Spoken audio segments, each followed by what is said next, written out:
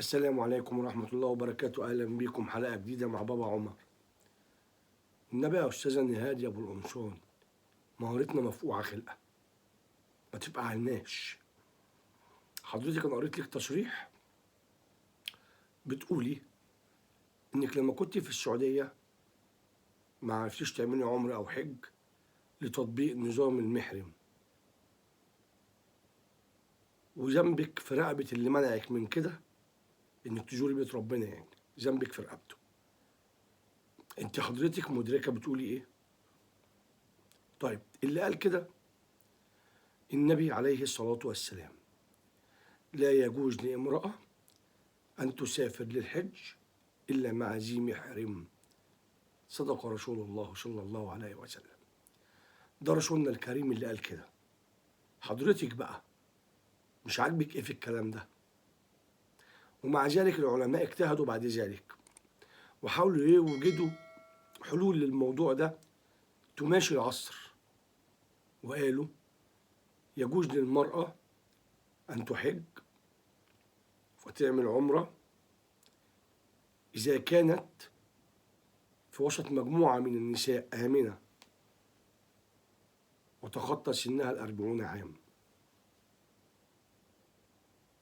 حضرتك بقى أنا بس اللي استوقفني في التصريح ذنبك في رقبة اللي منعك تزوري بيت ربنا. أنت مدركة أنت قلتي إيه؟ حتى لو كان قصدك أشخاص بعينها اللي بتطبق القوانين دي أو الآيات والتشريعات دي، فالناس دي بتنفذ كلام الله ورسوله. يعني إيه الناس دي ما جابتش قوانين من عندها؟ هو ليه حضرتك مصرة؟ يعني أنت قلتي قبل كده تحفري في الدين. ذنبك في رقبة مين حضرتك؟ ذنبك في رقبة رسول الله صلى الله عليه وسلم؟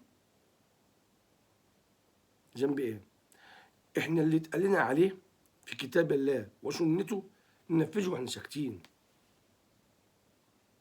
ننفذه وإحنا ساكتين. لكن مفيش حاجة اسمها ذنب في رقبة اللي ما خلانيش أحج. إيه ده؟ إيه التصريح ده؟ تصريح غريب، مش قادر أستوعبه ولا قادر أفهم إيه المقصود منه. حاولت أوجد لك مبرر أو عذر ليه، مش فاهم عايزة تقولي إيه. يعني حتى لو أنت قصدك إن الناس القائمة على الموضوع ده في الوقت دوت منعت إن أنت تعملي دوت بدون محرم، فهي الناس دي بتطبق شرع الله. فين الذنب هنا؟ الذنب في كلام حضرتك. لازم تراجعي نفسك شوية.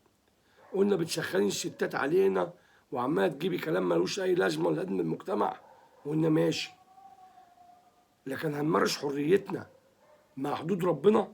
ده اللي مش ماشي، ده اللي ما ينفعش. حدود ربنا ما تمارسش معاها حريات. الموضوع ببساطة يا أستاذة، 1+1=2.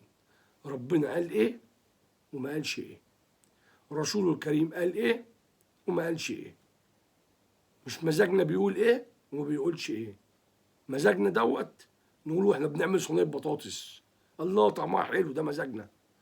لكن في كلام ربنا وكلام رسول الله صلى الله عليه وسلم ننفذ واحنا ساكتين ونطلب منه يثبتنا،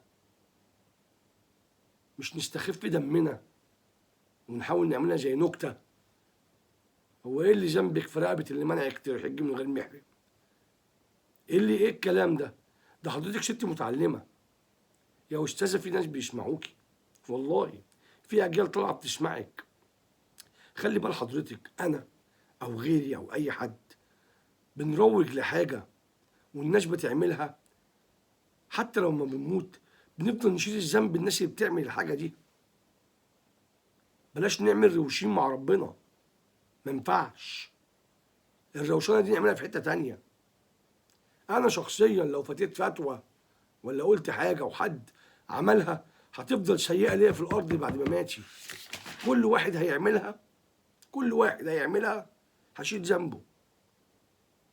كم بنت بقى بتشوف حضرتك بتردد كلامك؟ كم بنت بتشوف تعليق حضرتك دوت ممكن تقول زيك؟ ليه كده؟ ليه ما تطلعيش تقولي عشان ربنا قال 1 2 3 4 5 6. اجمل الامر، اقول الحق، اقول ربنا قال ايه ما قالش ايه، مش اجمل. انا التعبير خني، مفيش حاجه اسمها اجمل، اقول الحق. الحق ان ربنا قال ما ينفعش الست تروح حاجه زي كده من غير محرم. بس انت حضرتك مش عاجبك كلام ربنا، لكن من الله ما تستحقي، لكن ما تطلعيش تروجي له، عشان انا قلت قبل كده ده مش هنسمح بيه. احنا مش هنسمع بالكلام ده، هنقف لاي حاجه زي كده.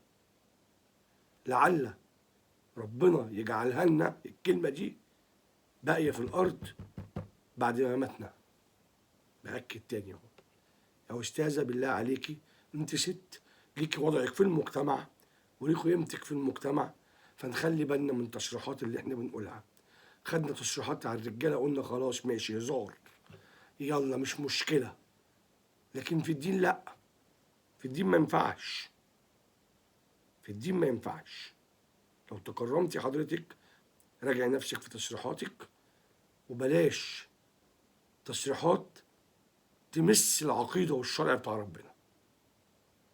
شكرا ليكم، تصبحوا على خير، واشوفكم في حلقة جديدة مع بابا عمر.